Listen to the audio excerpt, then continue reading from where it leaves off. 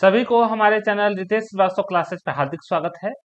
आज हम आपके सामने एसएससी का कुछ एमसीक्यू लेकर के बैठे हैं, जो कि आपको बिहार परिचारी एग्जाम में आने सकने की पूरी संभावना है।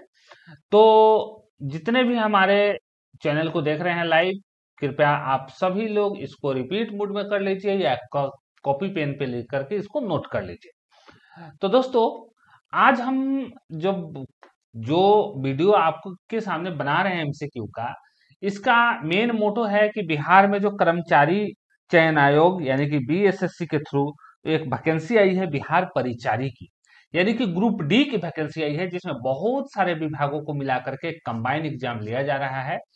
तो आज हम इसी वीडियो के बारे में आपको बताएंगे।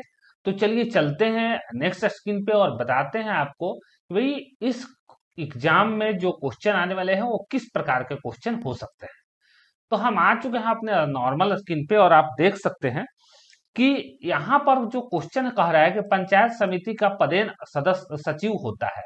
तो पंचायत सचिव का पदेन सचिव, पहला ऑप्शन है प्रखंड विकास पदाधिकारी, न्याय सचिव, जिला शिक्षा पदाधिकारी, इनमें से कोई नहीं। पंचायत समिति, तो पंचायत समिति किससे संबंधित है? न्याय सचिव से तो नहीं है, इनमें से कोई भी नहीं है। जिला शिक्षा पदाधिकारी भी नहीं है, यानी प्रखंड विकास पदाधिकारी से संबंधित है। तो अगर हम यहाँ पर इस क्वेश्चन का आंसर देना चाहें तो हम क्या देंगे? प्रखंड विकास पदाधिकारी। जापान की मुद्रा है रुपया, येन, डॉलर, पौंड। तो जापान की जो रुपया है वो येन है। जीडीपी का पूर्ण रूप क्या है? तो जीडीपी का पूर्ण रूप gross domestic product, great development, grand development product, इनमें से कोई नहीं। तो यहां पर जीडीपी का ग्रॉस डोमेस्टिक प्रोडक्ट यानी कि ए होगा। आगे क्वेश्चन पे चलेंगे। फोर्थ का, किस खनिज को उद्योगों का जननी माना जाता है? किस खनिज को उद्योगों का जननी माना जाता है? तो लोहा ऐसा मतलब खनिज पदार्थ है, सोना भी है बट बहुत ज्यादा इसका कॉस्ट है, और सिर्फ इसको हम मतलब कि शौक के दृष्टि से देख सकते हैं। मैग्नीज का भी उतना उपयोग नहीं है, तांबा का भी नहीं। तो नेक्स्ट क्वेश्चन जो आता है, जो आंसर आएगा वो लोहा, यानी लोहा से हम बहुत सारा कार्य करते हैं। तो हमने फोर्थ नंबर क्वेश्चन का आपको आंसर बताया। अब अगले स्क्रीन पे चलेंगे। तो यहाँ पर हम देख पा रहे हैं अगला जो क्वेश्चन है, निम्नलिखित में से कौन सा कार्बन का कौन सा अपरूप विद्युत का सुचालक है? यानी कि 5 नंबर क्वेश्चन का यहाँ पर बी होगा ग्रेफाइट। कंदरिया महादेव मंदिर कहाँ अवस्थित है? देखिए ये एक जो है ऐसा मतलब कि क्वेश्चन है, बहुत इंपॉर्टेंट है। तो ये जो है अजमेर, चित्तौड़गढ़, औरंगाबाद, खजुराहो। देखिए अजमेर में तो नहीं है, चित्तौड़गढ़ में भी नहीं है, ये फिक्स है। औरंगाबाद तो देखिए औरंगाबाद यहाँ पर दिया है, बट कौन सा औरंगाबाद ये क्लियर नहीं है। लेकिन कोई भी औरंगाबाद, या तो बिहार का औरंगाबाद ले लीजिए या आप ले लीजिए महाराष्ट्र का औरंगाबाद। तो आई थिंक मेरे ख्याल से दोनों जगह नहीं है। तो ऑप्शन क्या होगा? खजुराहो। निम्नलिखित में से कौन गैर कृषि आधारित उद्योग है? गैर कृषि आधारित, तंबाकू उद्योग, तंबाकू यानी कि ये तो कृषि से ही संबंधित है। चीनी उद्योग कृषि से ही है। जूट उद्योग कृषि से ही है। यानी तंबाकू उद्योग कृषि से कैसे आता है? तंबाकू एक खेत में उपजाया जाता है। चीनी उद्योग गन्ना उपजाया जाता है खेत में, उससे चीनी निकलता है। जूट कपास, जिसे मतलब कि खेत में उपजाया जाता है। लेकिन चर्म उद्योग क्या है? कृषि पे आधारित नहीं है। निम्नलिखित में से कौन सा, यानी कि इसका जो इस क्वेश्चन का जो आंसर होगा 7 का, वो क्या होगा? बी होगा, यानी कि चर्म उद्योग। निम्न में से कौन बहुराष्ट्रीय कंपनी है? बहुराष्ट्रीय कंपनी, क्वेश्चन नंबर 8। तो देखिए बहुराष्ट्रीय company Coca Cola, Samsung, Nokia नहीं, रिलायंस। ठीक है ना? तो ये क्वेश्चन का आंसर होगा। रिलायंस के बारे में बात करें तो बहुत 20,000 करोड़ से ज्यादा का इसका मार्केट कैप वाली बहुत अच्छी कंपनी है। मैंने अपने शेयर मार्केट के वीडियो में भी बहुत सारा बार इस वीडियो के बारे इस मतलब कि इससे संबंधित मैंने बताया है कि ये कंपनी बहुत अच्छा कार्य करती है और अलग अलग तरह के सेक्टर में काम करती है। इंफ्रास्ट्रक्चर में काम करती है, आपको रिटेल में काम करती है, आपको फाइनेंस में जियो फाइनेंशियल सर्विसेज है उसमें भी काम करती है, और बहुत सारे अलग अलग कंट्री में है। अब तो बैंकिंग व्यवस्था जब से जियो फाइनेंस का लॉन्च किया गया है, तो बहुत अच्छा मतलब कि ये कार्य कर रही है कंपनी। तो ये बहुराष्ट्रीय कंपनी है। अगला क्वेश्चन है, विमल्डन ट्रॉफी किस देश में आयोजित किया जाता है? विमल्डन ट्रॉफी किस देश में आयोजित किया जाता है? Australia, Bharat, France, England. तो क्वेश्चन नंबर 9 है। तो देखिए ये जो है इंग्लैंड में होता है। नर्मदा बचाओ आंदोलन किसके विरोध में हुआ था? नर्मदा बचाओ आंदोलन। तो नर्मदा बचाओ आंदोलन जो है वो किसके विरोध में हुआ था? तो हीराकुंड बांध के विरोध में? नहीं। दामोदर बांध में? नहीं। इनमें से कोई नहीं भी नहीं है। यानी कि नर्मदा बचाओ आंदोलन किसके विरोध में हुआ था, यानी कौन सा ऐसा मतलब बांध था जो नर्मदा पर बनाया जा रहा था? तो सरदार सरोवर बांध। 11, अपच का उपचार करने के लिए निम्नलिखित में से कौन सा औषधि का उपयोग होता है? अपच, प्रतिजैविक, प्रतिरोधी, पीड़ाहारी, एंटासिड।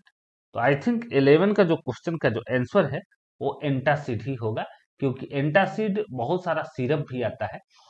तो आप एंटासिड का प्रयोग कर सकते हैं। एंटासिड एक बहुत अच्छा मतलब कि अपच का दूर करने का सबसे बहुत अच्छा साधन है। वैश्वीकरण का अर्थ है देश की अर्थव्यवस्था का विश्व अर्थव्यवस्था के साथ समन्वय, दो धंधों पर नियंत्रण, विदेशी व्यापार पर रोक। इनमें से कोई नहीं। देखिए वैश्वीकरण का अर्थ है कि जो देश की अर्थव्यवस्था का विश्व अर्थव्यवस्था के साथ संबंध। 13 नंबर, कार्बेट नेशनल पार्क कहाँ स्थित है? 13 नंबर क्वेश्चन। तो इसका डी होगा उत्तराखंड। देशबंधु उपनाम कहाँ है? 14 नंबर क्वेश्चन। तो इसका आंसर होगा चित्तरंजन दास। देशबंधु उपनाम चित्तरंजन दास के लिए लगाया जाता है, बाल गंगाधर तिलक के लिए नहीं। डॉक्टर राजेंद्र प्रसाद जो कि हमारे देश के पहले राष्ट्रपति थे और बहुत ही बड़े मतलब कि संविधान को बनाने में इनकी बहुत बड़ी भूमिका रही है। यानी कि ये कहा जा सकता है कि भारतीय संविधान जो है वह इनके मतलब कि उसका बहुत बड़ा अंश के बारे में इनको बहुत अच्छी से जानकारी थी और इन्होंने उसके लिए बहुत महत्वपूर्ण योगदान दिया। लेकिन दुर्भाग्य यह है कि अ, संख्या बल के आधार पे आजकल पॉलिटिक्स होता है। तो चूंकि डॉक्टर राजेंद्र प्रसाद जिस समुदाय से आते थे उनका संख्या बल बहुत कम है, तो इसलिए उस संख्या बल को लुभाना कोई भी पार्टी नहीं चाहेगी, इसलिए इनका नाम बहुत ही कम आता है। लेकिन जो सच्चाई है वो तो है ही, उसका एक अपना अलग इम्पोर्टेंस है। ग्रीष्मकालीन ओलंपिक खेल 2028 किस देश में आयोजित होगा? तो 15 नंबर क्वेश्चन। तो ये देखिए संयुक्त राज्य अमेरिका में होगा। तो मैंने बताया है आपको क्वेश्चन नंबर 15 का आंसर।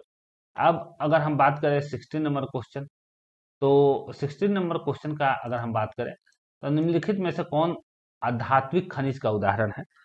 तो ये आपको देखेंगे सोना, अब्रक, तांबा, लोहा। तो अब्रक होगा।